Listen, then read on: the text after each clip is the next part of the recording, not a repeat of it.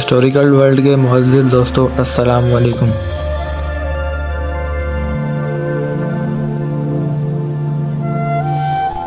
ناظرین، آج ہم بات کرنے والے ہیں کہ جہنم میں گنہگاروں کا کھانا کیا ہوگا۔ دوستو، اگر آپ چینل پر نئے ہیں تو ہماری ویڈیو کو لائک اور چینل کو سبسکرائب کر دیں تاکہ نئے آنے والی ویڈیوز کا نوٹیفیکیشن آپ تک بر وقت پہنچ جائے۔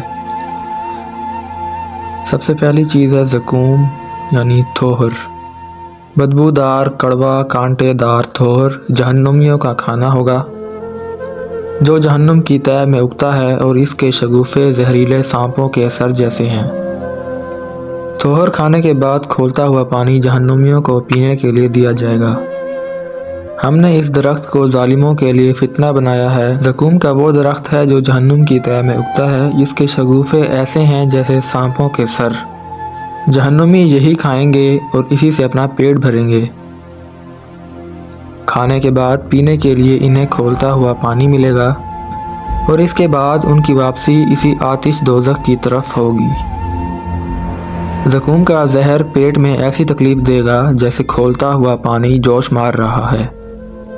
جہنمیوں کا کھانا یعنی تھوہر اس قدر زہریلا ہوگا کہ اگر اس کا ایک قطرہ دنیا میں گرا دیا جائے تو وہ ساری دنیا کی اسباب معیشت کو تباہ کر دے گا۔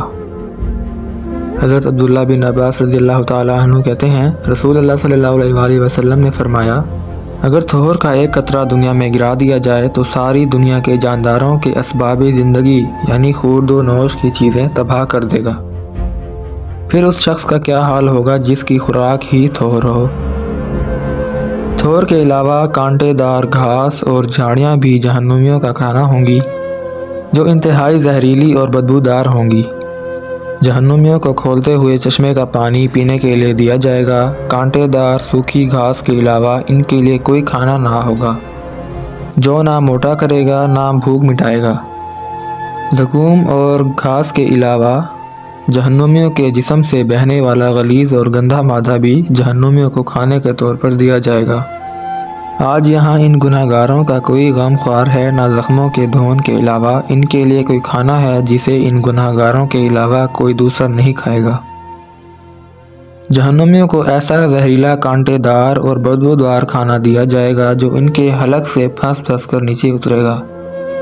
ہمارے پاس جہنمیوں کے لیے بھاری بیڑیاں اور بھڑکتی ہوئی آگ ہے، حلق میں پھنسنے والا کھانا اور دردناک عذاب ہے۔